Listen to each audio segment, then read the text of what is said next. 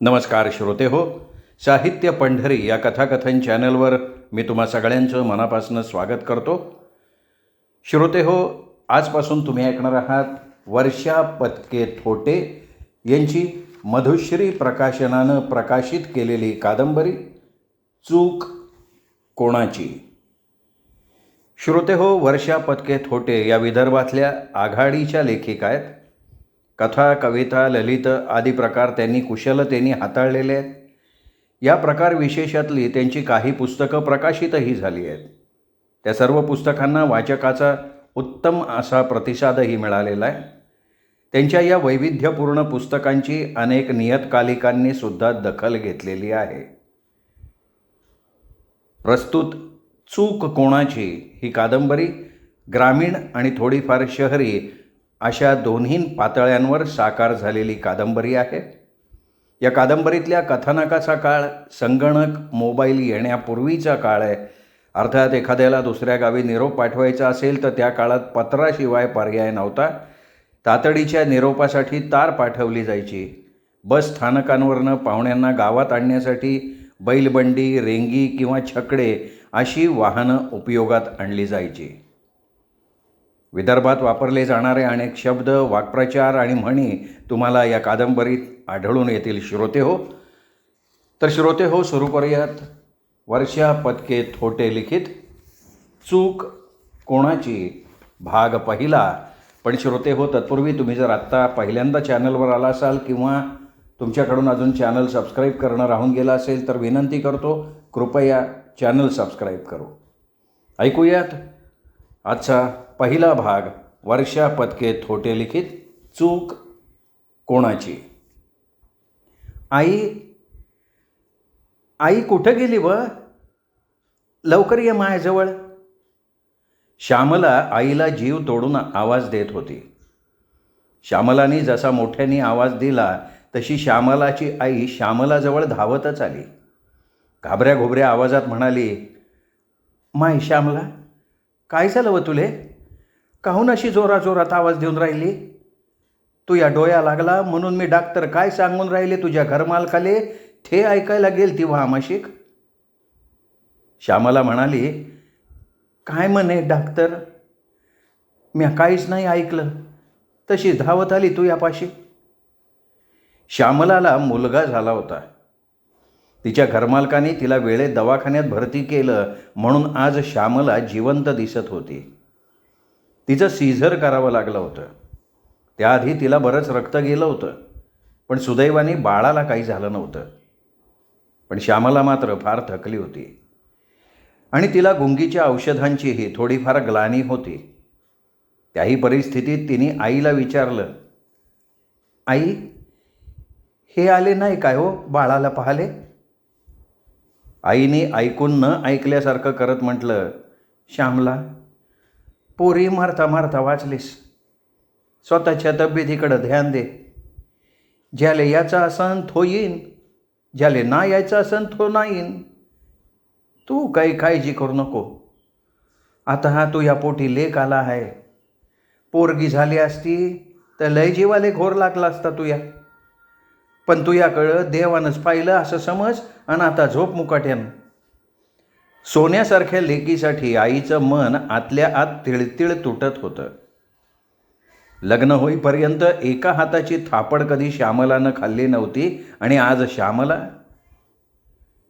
श्यामला मलूल चेहरा करून डाव्या कुशीवर लेटती झाली. पण एवढ्या थकव्यातही विचारांचे चक्र थांबत नव्हतं. श्यामलाला राहून राहून एकच प्रश्न सतावत होता की आपला नवरा असा का आहे? माझ्याच नशिबी सगळं का आलेलं असावं?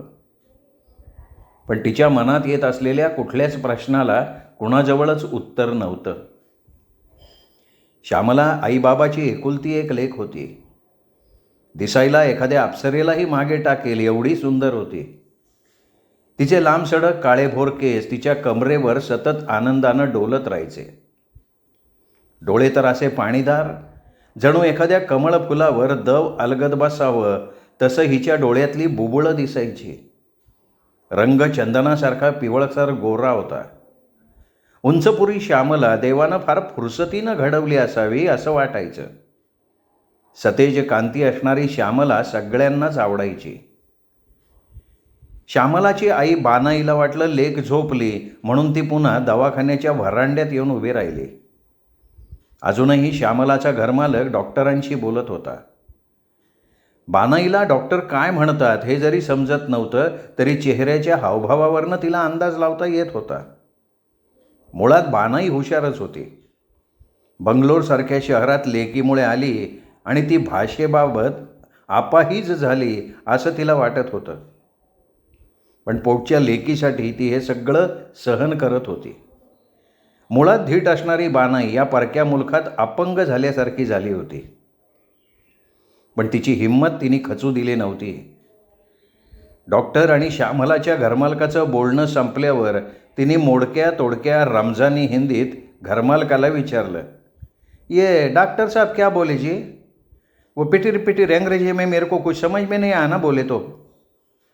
सुदैवानं घरमालकाला हिंदी येत होती, त्यामुळे त्याने डॉक्टर काय म्हणाले ते सांगितलं. जर श्यामलाला वेळेत दवाखान्यात आणलं नसतं तर श्यामला जिवंत राहिली नसती. तिची ही अवस्था कशी झाली असं डॉक्टर घरमालकाला विचारत होते. श्यामला पाय घसरून पडली असं खोटंच कारण घरमालकाने डॉक्टरला सांगितलं होतं. त्यालाही पुरेसं खरं कारण माहिती नव्हतंच. बानाईला बाकी सगळ्यापेक्षा मुलीचा जीव वाचवणं महत्त्वाचं वाटत होतं म्हणून ती शांत होती. पण मनात जावयाबद्दल म्हणजे किशोरबद्दलच्या विचारांचा ज्वालारस उसांड्या मारत होता. परकं शहर, परकी माणसं, परकी भाषा म्हणून ती चूप होती. बानाई मनात विचार करत होती की मी जर माझ्या गावात माझ्या प्रांतात असते तर अशी चूप बसली नसते. पण तिच्यापुढे आता काही पर्याय नव्हता. घरमालकांनी सांगितलेलं तिने चुपचाप ऐकून घेतलं आणि ती श्यामला आणि बाळाच्या जवळ जाऊन बसली. श्यामलाचा मुलगा खूप सुंदर होता, अगदी श्यामला आणि बानाईसारखा. बानाई पण खूप सुंदर होती. बानाई, श्यामला आणि तिचा मुलगा एकाच कुळातले आहेत हे अगदी अनोळखी माणूसही सांगू शकत होता. बानाई त्या लहानशा जीवाला डोळे भरून पाहत होती. एकीकडे खूप आनंद पण झाला होता आणि मनात किशोरविषयी प्रचंड रागही होता. बानाई लेकीजवळ असताना सुद्धा किशोरने श्यामलाला बेडरूममध्ये लाथाबुक्क्यांनी मारहाण केली होती. तेही तिचे दिवस भरत आलेले असताना. हा विचार करून आणि धावपळीमुळे बानाई थकली होती. कालपासून बानाईच्या डोळ्याला डोळा लागला नव्हता. बाळाला निहाळता निहाळता कधी तिचा डोळा लागला तिला कळलंही नाही. नर्स श्यामलाला इंजेक्शन द्यायला आली तेव्हा बानाई उठली.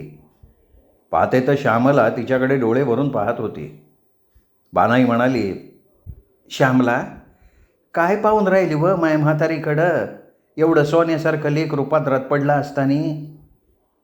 श्यामलाने डोळे पुसले आणि आईला म्हणाली, आई, मी मेली काहून नशीन व? का अजूनही माया भोग संपाच आहे? हे श्यामलाचे बोल ऐकून दोघीही मायलेकींच्या डोळ्यात घळाघळा पाणी उभं राहिलं. कालपासून बानाईनं धरून ठेवलेली हिंमत लेकीच्या एका बोलण्यानं पार ढासळली आणि बानाई पदराचा बोळा तोंडात खुपसून आतल्या आत हुंदके देत राहिली, मूकपणे अश्रू ढाळत राहिली. दोघीही मायलेकी मनसोक्त रडल्यावर शांत झाल्या. मनात सुरू असलेला धगधगता ज्वालामुखी थोडा शांत झाला होता. आज तिसरा दिवस निघाला तरी किशोर काही दवाखान्यात आलेला नव्हता. ना लेकाला पाहायला ना श्यामलाला पाहायला. कुठे गायब झाला होता कोण जाणे. इकडे बानाईने दवाखान्यातल्या वॉर्डबॉयला हाताशी धरून त्याच्याशी तुटक्या हिंदीत काही हातवारे करून पटवलं होतं एक फोन करण्यासाठी. तो वॉर्डबॉय पण 2 दिवसांपासून या मायलेकीची हालत पाहत होता. त्यांनी ही बानाईला समजून घेण्याचा प्रयत्न केला आणि लँडलाईनवरून बानाईला फोन लावून दिला. बानाईने अमरावतीच्या तिच्या नर्स असणाऱ्या बहिणीला देवकीला दवाखान्यात फोन करून सांगितलं की श्यामलाला मुलगा झाला, हे तिच्या बाबालाही कोणीतरी गावी जाऊन सांगायला लाव आणि श्यामलाची तब्येत बरी नाही म्हणून तुम्ही लोक जेवढं लवकर जमेल तेवढं लवकर गाडी करून या. बानाईने फार काही सांगितलं नाही. तिच्या बहिणीने देवकीने तिच्या मुलाला उमेशला, श्यामलाच्या बाबाला शामरावला गावी पाठवून लगेच अमरावतीला बोलवून घेतलं आणि मावशी मावसा शामराव बोलेरोने श्यामलाला भेटायला बेंगलोरसाठी रवाना झाले. इकडे बानाई वाटच पाहत होती. 1.5 दिवसाच्या प्रवासानंतर गाडी श्यामला ज्या दवाखान्यात भरती होती तिथे येऊन पोचली. बाळाला पाहून सगळे खुश झाले, पण श्यामलाची नाजूक हालत पाहून आणि जावई कुठे दिसत नाही म्हटल्यावर सगळे विचारात पडले. बानाईने घडलेला प्रसंग सांगितला. कालपासून किशोर श्यामलाला आणि बाळाला पाहायला दवाखान्यात पण आला नाही हेही सांगितलं. श्यामला आणि किशोरचा बेडरूममध्ये काय वाद झाला हे काही बानाईला माहिती नव्हतं, पण त्यानंतर किशोरनी श्यामलाला लाथाबुक्क्या मारल्या. शेवटी श्यामलानं जीवाच्या आकांतानं दिलेली आरोळी बानाईला दरवाजात ऐकू आली म्हणून तिने बेडरूमचं दार जोरात ठोठावलं. तसा किशोर बाहेर पडला आणि घरातून निघून गेला. श्यामला खाली निपचित पडली होती. वेळ रात्रीची होती. बानाईला काय करावं समजत नव्हतं, पण म्हणतात ना, देव तारी त्याला कोण मारी. बानाईला एवढ्या कठीण प्रसंगातही आठवलं घरमालकाला आवाज द्यायचं. तो भला माणूस पण झोपेतनं उठून धावत आला. काहीही न विचारता श्यामलाला उचलून घेतलं आणि दवाखान्यात भरती केलं. त्यानंतर श्यामलाचं तातडीने सीझर करावं लागलं. सीझर होईपर्यंत तो भला माणूस थांबला आणि मग घरी गेला. तो आला नसता तर मी एकटी बाई काय करणार होते. बानाई सगळं घरच्यांच्या जवळ सांगत होती आणि श्यामला आतल्या आत अश्रू गाळत होते. सगळे श्यामलाला विचारत होते, काय झालं होतं श्यामला असं की किशोर एवढा मारत सुटला. श्यामलाला कुठून सुरुवात करावी तेच समजत नव्हतं आणि तिला एकूणच सगळा राग आलेला होता. त्यामुळे मला बरं वाटत नाही असं म्हणून तिने कूस बदलली. बानाई पण हळूच पुटपुटली, तिला काही विचारू नका, तिची तब्येत नाजूक आहे असं डॉक्टर सांगून गेलेत. घरच्यांना आता काही कळत नव्हतं काय करावं ते. श्यामलाचा मावसा प्रभाकरराव म्हणाले, चला किशोरला त्याच्या ड्युटीच्या ठिकाणी भेटू. गाडी पोलीस मुख्यालयात गेली. तिथे जाऊन कळलं की किशोर 4-5 दिवसांपासून ड्युटीवरच आलेला नाही. पण तिथे किशोरचा खूप जवळचा मित्र अनिल होता, जो श्यामलाच्या घरच्यांना ओळखत होता. या सगळ्यांना बघून अनिल अचंब्यात पडला. श्यामलाच्या माहेरचे इथे पोलीस मुख्यालयात किशोरला शोधत का आले? पण त्यांनी काही चेहऱ्यावर तसं दिसू दिलं नाही. सगळ्यांना बसायला खुर्ची देऊन तो चपराशाला चहा सांगत होता. तेवढ्यात पटकन श्यामलाचे बाबा शामराव म्हणाले, पाहुणे चहा पाण्याचं राहू द्या, किशोरराव कुठं गेले ते सांगा आधी. अनिल म्हणाला, का काय झालं? किशोर तर 2-3 दिवसांपासून ड्युटीवर आलेलाच नाही आहे. मला वाटलं त्यांनी सुट्टी बिट्टी घेतली असावी. आणि असं काय झालं की तुम्ही सगळे तातडीने बेंगलोरला आले? श्यामरावने हळू आवाजात झालेली सगळी हकीकत अनिलला सांगितली. अनिलने हळू आवाजात पोलिसी पद्धतीनं किशोरला शिवी हासळली आणि लगेच त्याच्या लक्षात आलं समोर वडीलधारी माणसं आहेत म्हणून त्यांनी माफीही मागितली. पण त्यांनी सगळ्यांना आश्वासन दिलं की मी किशोरला तुमच्या समोर आणून उभा करतो, तोपर्यंत तुम्ही माझ्या घरी चाला. अनिलने सगळ्यांना आपल्या घरी नेलं. त्यांच्या जेवणाची व्यवस्था त्याच्या बायकोला संगीताला करायला सांगून तो गाडी घेऊन किशोरला शोधायला निघाला. श्यामलाचे काका बाबा म्हणाले, आम्हीही सोबत येतो. पण अनिलने तुम्ही आता थकले असाल हा बहाणा करून त्यांना टाळलं आणि स्वतःची गाडी किशोरच्या शोधासाठी जोरात दामटवली. इकडे किशोर 3 दिवसांपासून शहराच्या पडक्या बंगल्याच्या मागच्या बाजूला दारू पिऊन पडला होता. त्याला ना भुकेची भ्रांत ना बायकोची भ्रांत. तो आणि त्याची दारू एकमेकात एवढे मिसळले होते की कुणी कुणावर कब्जा केला कळायला काही मार्ग नव्हता. रस्ता रहदारीचा नव्हता आणि किशोर तिकडे पार आडोशाला दारू पिऊन पडला होता. त्यामुळे कोणाला सहजपणे तो दिसला नाही. अनिल किशोरला शोधायला नेहमीच्या 2-3 जागेवर गेला, पण तिथे काही किशोर अनिलला दिसला नाही. अनिल पुढेही मोठं संकट उभं राहिलं. श्यामलाच्या बाबाला तर सांगून चुकलो की किशोरला तुमच्या पुढे आणून उभा करतो म्हणून, पण दिवस बराच वरती आलाय आणि अजून किशोरचा काहीच पत्ता नाही. इकडे कधी नव्हे ते त्या पडक्या बंगल्याला खरेदी करण्याच्या इराद्यानं काही लोक बंगला बघायला आले होते. त्यांनी किशोरला उठवलं आणि हुसकून लावलं. ते लोक दक्षिणी भाषेत काय बोलले किशोरला कळलं नाही, पण त्यांच्या देहबोलीवरनं ते त्याला इथून निघून जा असं सांगत होते.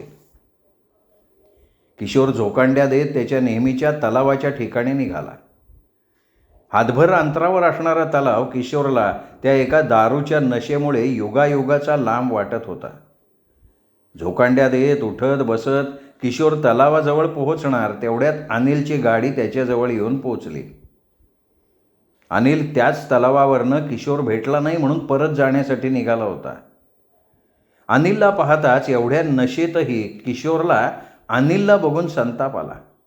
तो अनिलला म्हणाला, अरे तू तर मला जगूच देत नाही आणि आता मरू पण देत नाही. पण तो काहीही बरळतोय म्हणून अनिलने किशोरकडे दुर्लक्ष केलं आणि त्याला ढकलत ढकलत तलावाच्या पाण्यात लोटलं. अनिलही त्याची पॅन्ट वरती सरकवून पाण्यात उतरला आणि किशोरला पाण्यात खूप बुचकळलं. चांगलं 9-10 वेळा बुचकळल्यावर किशोरला शुद्ध आली आणि तो जोरात ओरडला, अनिल, अबे काऊन मले जित्यापणी पाण्यात समाधी देऊन राहिला. अनिलनी किशोरच्या कानफटात हाणली आणि घडलेली सगळी हकीकत किशोरला सांगितली. आता किशोरला काय करावं सुचेना. तो अनिलला म्हणाला, मी नाही येत, तू जाय, मी येईन मला वाटन तवा. अनिल भयंकर रागात म्हणाला, अबे तू माणूस होय का कोण होय? तुले म्हणते एवढं सोन्यासारखं लेकरू झालं त्याचंही तुले काही वाटून नाही राहिलं. तुही बायको एवढी मरता मरता वाचली म्हणते, नाही तर गेला असता 12च्या भावात. तुले त्याचं काहीच नाही वाटून राहिलं काय? चल बस लवकर गाडीव, नाही तर मी पोलीस मुख्यालयात फोन करून तू हे कारनामे सांगतो. बऱ्या बोला ना, घरी चल, घरी सबद प्रकरण मिटवून टाकू, नाही तर तुले श्यामलाच्या घरचे धाडते जेईलात, पाय मग तू. किशोर मनातनं घाबरला आणि अनिलच्या गाडीवर जाऊन बसला. इकडे अनिलच्या बायकोनी संगीतानी सगळ्यांना जेवायला वाढलं. सगळे जेवून आराम करत होते. अनिल आणि अनिलची बायको संगीता पण किशोरच्या गावाच्या जवळ राहणारे असल्यामुळे या बेंगलोरसारख्या दुसऱ्या प्रांतात फार जवळचे वाटायला लागले होते.